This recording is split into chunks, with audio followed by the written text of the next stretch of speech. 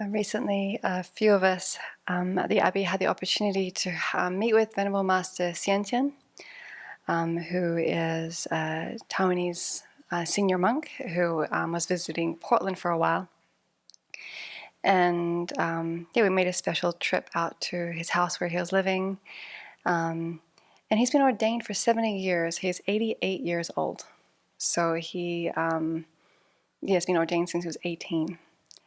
And as we were waiting for the master to come join us, his attendant let us know, he's like, he has been ordained for 70 years. If you want to ask some questions, now is your time. So we took that opportunity, and following on from that framing, we asked, seeing as you've been ordained for 70 years, how have you kept yourself in robes for that long? And a comment prior to that he made was around, it's very good you're ordained. If you don't practice, there's no point in being ordained. So then the second part of the question that we asked was like, how have you kept your practice maintained throughout these 70 years?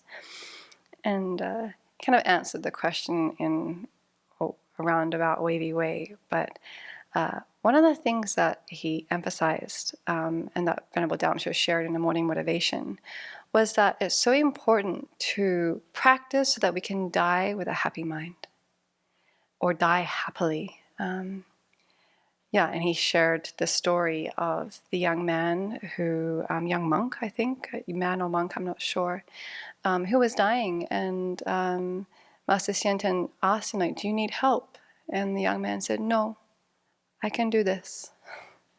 And how impressed he was, which is an answer that I don't think I would be giving my teacher if she said, can I help you die? I was like, yes, please. But you have to have that confidence in your practice. It's like, I know how to die. I know how to pass on into the next life in a way that I'm confident that I'm going to be able to continue to have conducive circumstances to practice and be of benefit and actualize my goals of becoming one step closer to becoming a Buddha. And so in terms of how to die with a happy mind, he didn't answer that directly. But thinking about the chapters that we've been studying in Illumination of the Intent with Geshe Yeshe, it seems that, what would plague us at the time of death? What would we be having regrets about? About not being generous in ways that we would like with our possessions, energy, time, resources, and not having acted ethically. So these chapters on generosity and ethics are really giving us the tools to understand how we can die with a happy mind.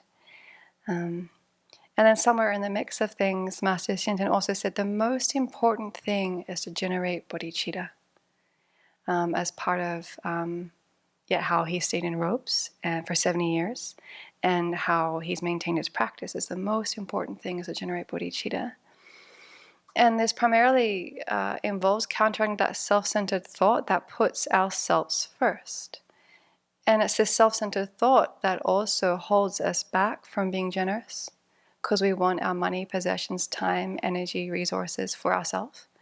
And it's the self-centered thought that causes us to act in unethical ways, because, we put ourselves first. We steal, we lie, we manipulate, we enter into relationships that harm others or ourselves, in sexual relationships that harm others or ourselves, because we're using others for our own sexual pleasure, or we don't care that other people are involved with, have other partners already, and so forth. So again, these chapters that we're studying on how to be generous and how to act ethically, of course, are the steps on how we can really embed this bodhicitta motivation deeply in our heart.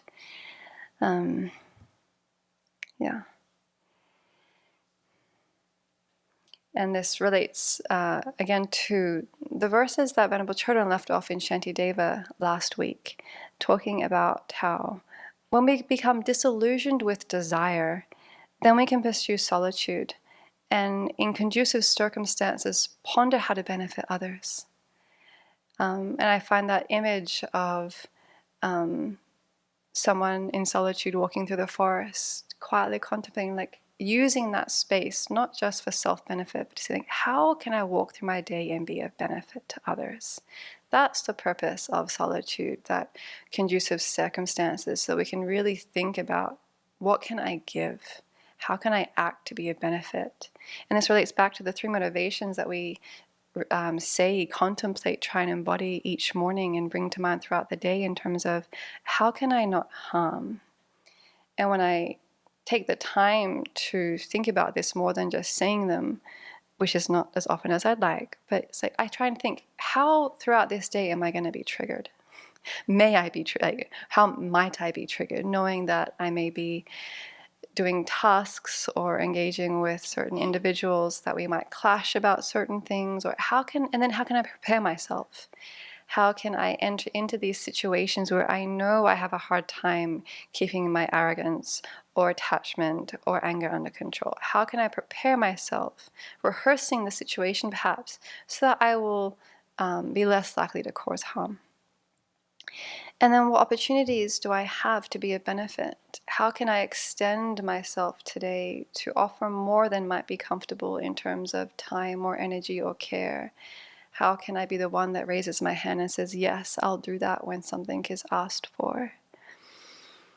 And then with the motivation of bodhichitta, how can I continually remind myself to look beyond just this life, beyond the immediate task, and beyond the appearances that seem so real and concrete, seeing that this life is so fleeting, and the picture is so much bigger than just this. And even this group of people, when we consider that next life will be thrown into different circumstances with a whole array of the other countless sentient beings who previously have been so kind to us and we've been so close, but now don't even know their name. And so to create the causes, to bring this all together, to be able to die with a happy mind, to bring to life these 3 motivations that we try and remember again and again throughout the day, the importance of rejoicing, purification, and refuge, just seems so stark and helpful. I mean, rejoicing, the lazy person's way to create merit. And in that way, not just rejoicing about the good deeds of others, but to really bring it back to ourselves, to esteem ourselves, and to take confidence that causes have effects. That if we put effort into the 6 perfections, into generosity, ethical conduct, into the mind training, even if the immediate effect isn't tangible, it will come. Maybe not the big dazzling changes that we might be used to outside in worldly life, or things that really give us a buzz, but even just slowly habituating ourselves to having kinder, wiser thoughts that are more frequent over time, slowly, how wonderful, how worthwhile to put the energy into that, to cultivate our own peace of mind and then share that with others. And then to view, in terms of purification, to use all the opportunities of the things that we've done in the past or are continually doing because of the force of habit, to see these as opportunities just to learn and grow, to not go into shame or beat ourselves up, but again, through esteeming ourselves with our mind intent on virtue, to just keep moving forward, not letting ourselves get distracted by guilt, shame, beating up, but looking forward to what we're aspiring to, not getting too caught up in the discomfort of what we might have engaged in before. And then to, again and again affirm our refuge, that what we're taking safe direction in and why.